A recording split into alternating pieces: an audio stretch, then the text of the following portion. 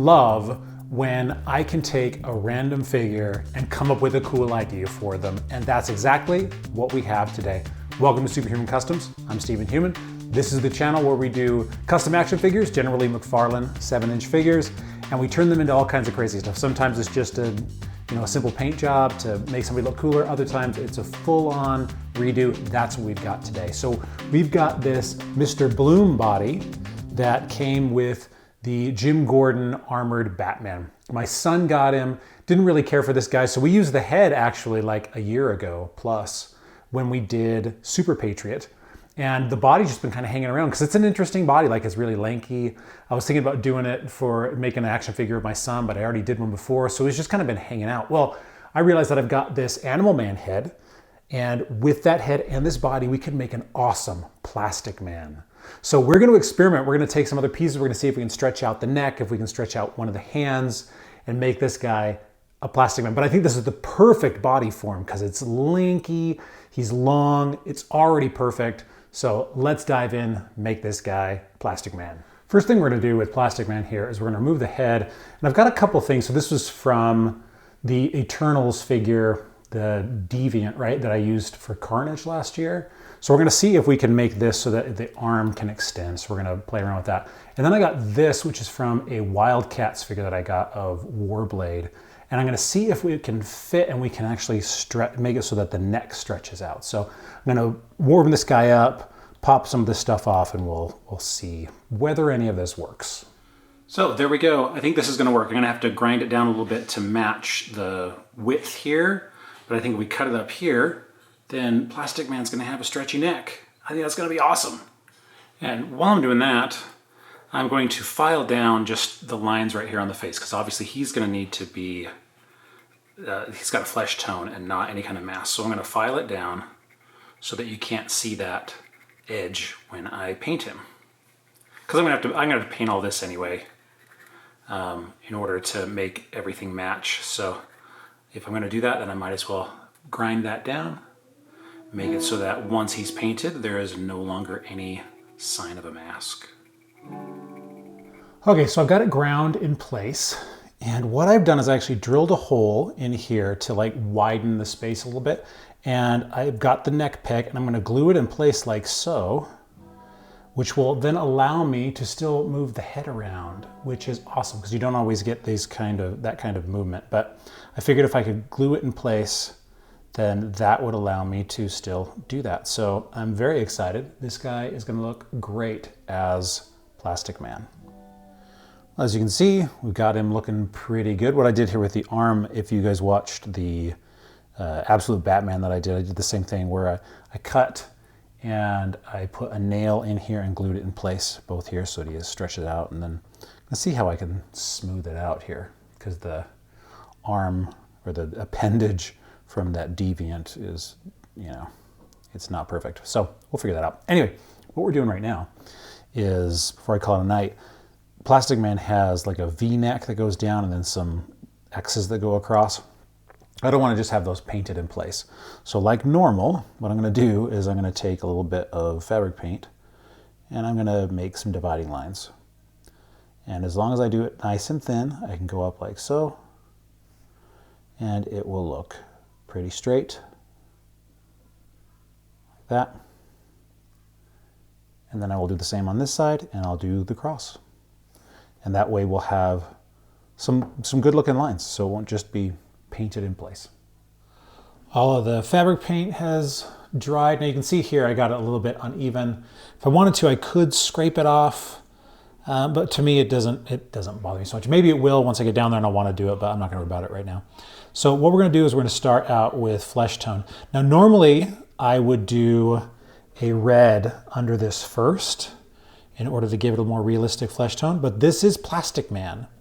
And so I'm just going to do a couple coats with just this. I want him to look much more plasticky. I don't need to have him have a realistic flesh tone. I actually want him to have less than a realistic flesh tone. So I'm going to go over with a coat now, nice and light, because this is a craft paint. And then I'll do a second light coat, and that should take on the look that I want. But yeah, so I'm going to do all the flesh tone now, including on the face. Now, Plastic Man has a little bit different kind of belt than what this guy has. So what I'm gonna do is I'm gonna take this piece of leather from one of the coats or something we did a long time ago. I'm just gonna cut across it, make it as square as possible. And it's got kind of a nice lip that I can put down on the bottom. Now, obviously, I talk about this a lot. If you're doing things this way by hand, nothing is going to be perfect. And you have to be okay with that. I'm okay with it. I like doing this. I'm not doing it for some award. I enjoy doing it. I want things to look good, but I also know that I'm never gonna be able to get things perfectly straight. Or like with this, like you can see here in his neck, it's not quite, I ground it down a lot, but there were some areas here where it just wasn't perfect. I could ground it down more, but at the end of the day, it's probably not gonna be perfect. So I can stress out about that, or I can say, okay, that's just a part of this. This is an art form and it's fine. And so if you need to have things perfect, then you're gonna need to machine make, or you're gonna need to 3D print everything. And there's nothing wrong with that, but that's not why I do this. That's not how I enjoy to do it. So I'm gonna take this and we'll put it for his belt, and then we'll start painting his body. Now that the flesh tone is starting to look good, we can go ahead with the red. And obviously this is going to take up a lot of what it is that we're doing. A lot of the body is going to be red. So it's probably going to take 2 coats. So go on nice and thin. That is the key to all of this. Whenever you're painting, is to go on as thin as you can, because then you will avoid being blotchy, which nobody wants. And it's really easy to get blotchy too, especially if you're doing multiple coats of something. So try and keep it nice and thin, and you'll find yourself in a much better position. Well, I got some black paint and a nice thin brush, and we are finally going to be painting on this guy's straps. And the reason that I say finally is because I started this guy about 2 months ago, and I have had other customs that have just kind of inspired me or excited me more than he has.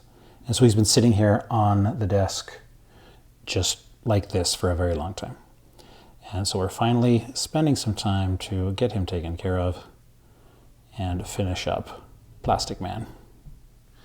And while we have the black out, we can finally blacken in his hair. This will do, I mean, this will make a huge change in him, because then he's really gonna look like Plastic Man. He's not gonna look like Animal Man anymore.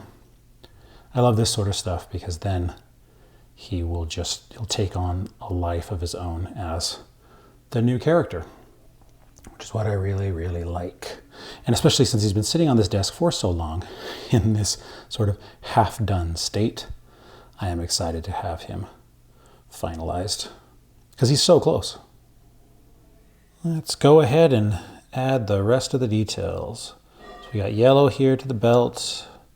This will require a couple of coats, so I'm going to try and go on nice and thin. I don't want to have it get blotchy. That is the worst thing you can do. And then these lines here. Nice and simple. And then at that point, we'll do the goggles and then just some touch-up on some of the areas here that will be required. But he's looking pretty good. He's not my favorite custom, I'm going to be honest. It's turning out all right, but nothing groundbreaking, that's for sure. But, you know, he'll be on the shelf and he'll look fine. Last major thing we got is the goggles here. And then what I'm going to do is I'm going to spray this guy like there's no tomorrow with clear coat. Because what happens is that if I spray him a lot, then he'll look shiny. And I want him to look shiny, I want him to look plastic. I think that'll solve maybe some of the problems I'm having with the figure. We will see, we'll find out together, but that is my plan. This is the last major thing to do. And here we have Plastic Man. I'm gonna be honest, like I mentioned, it did take me a long time to finish this guy because I was not very excited about him. Like when I started, I was like, oh cool, Plastic Man. And then as I got into it, I was like, huh. So for me, this is an important lesson. I mean, I've had this happen a couple times before where I just haven't been excited about a figure and the work has suffered, and this is the perfect example. Like with the The neck and the arm here, it's got kind of the veiny stuff. And I could have taken Milliput and smoothed some of that out if I'd really wanted to. But at the end of the day, I didn't. I was just like, okay, let's get this guy finished. And that's never a good reason to do a custom. So he'll look cool with the 90s Justice League that I have, with the Superman and Batman and Aquaman and the stuff that I did earlier this year. He'll look great up there. And his head will pop up and he'll look fine. But in general, he's not a great figure. The quality just didn't turn out because, I don't know, I just kind of lost interest. So there you go, a good lesson. I don't know why all of you do customs, but for me, it's the creativity, it's the art form, and it's the character, and I need to be excited about it. Like I look back to characters for the past couple months, like the Absolute Bane, or even the King He-Man, that I know a lot of you guys don't really care about, but for me, like those were really exciting to me. I loved those characters. I wanted those. And so when I don't have one that I'm excited about, the work suffers. So there you go. Judge away. Thank you so much for watching. I always appreciate your guys' comments and appreciate you watching. Remember, I am a sci-fi thriller novelist, so if you like science fiction books, I am an author, and you can check them out at stephenhumanauthor.com or on Amazon or Audible or wherever you get your sci-fi books. And thank you for watching. I'll see you soon.